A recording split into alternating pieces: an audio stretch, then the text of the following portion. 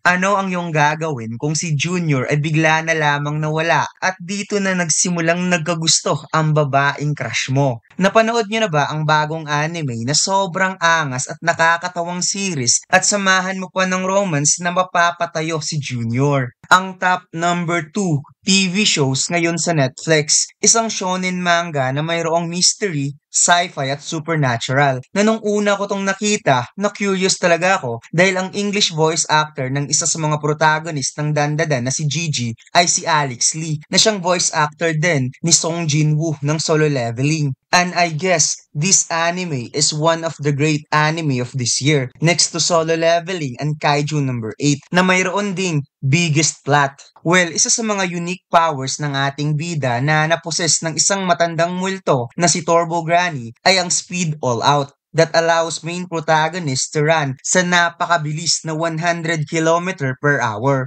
Mayroong reason behind kung bakit 100 km per hour ang all-out speed ng ating bida, na parang kasing bilis ng mga sasakyan na nagkakarera sa mga highway. Dahil itong si Turbo Granny is a real urban story from Japan na hinahabol daw nito ang mga reckless driver tuwing gabi sa Tokyo, Japan. Kaya tinawag nila itong Turbo Granny. Nagsimula ang kwento patungkol kay Momo, isang high school girl mula sa pamilya ng mga spiritualist at sa kanyang kaklase na nagngangalang Okaron, isang occult geek na naniniwala sa kakaibang pinomena.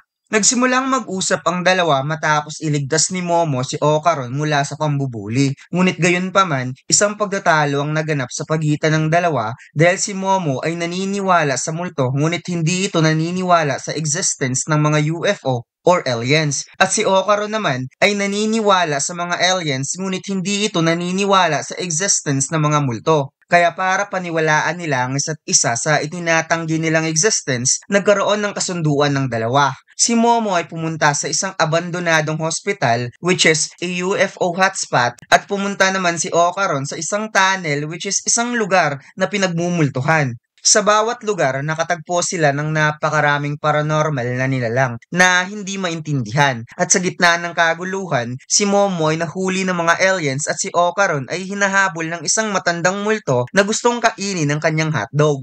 Nagising na lamang si Momo na napapalibutan ng tatlong aliens na gusto siyang isex upang makapag-regain ng reproductive functions na similar sa mga tao. Subalit, biglang dumating itong si Okaron na sinapian ng multo at nagkaroon ng pambihirang lakas at bilis na kagad pinatumba ang dalawang aliens. At sa gitna ng kaguluhan, biglang na-awaken ni Momo ang kanyang psychic power na itinuro ng kanyang lola na isang espiritista. Nagkaroon ng pambihirang psychokinesis power si Momo na kayang pagalawin ng bagay na hindi nahahawakan, kung saan kaya niya ng pigilan ang nagwawalang si Okaron at may kakayahan na rin siyang makita ang spirits at energy sa paligid. Well, nakita ko ang napakaraming good reviews about this anime na swak talaga sa ating panlasa. Dahil most of their powers, mga lods, ay nangyayari talaga sa tunay na buhay. Like astral projection, isa sa unique na kapangyarihan ni Turbo Granny na makapag-travel outside of the body. At kung kilala nyo si Jacqueline Elizabeth, siya lang naman ang nagtuturo dito sa Pilipinas kung paano gawin ang astral traveling. At posible daw makikita mo ang mga multo na hindi nakikita ng tao while doing astral traveling.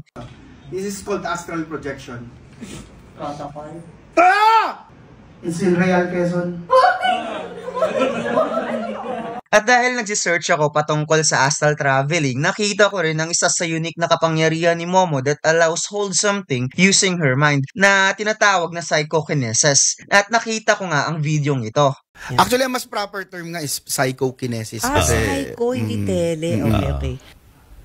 Oh my God. Gosh! Anyway, sobrang daming action ng anime na to na may kasama pang romance na mapapatayo talaga si Winnie.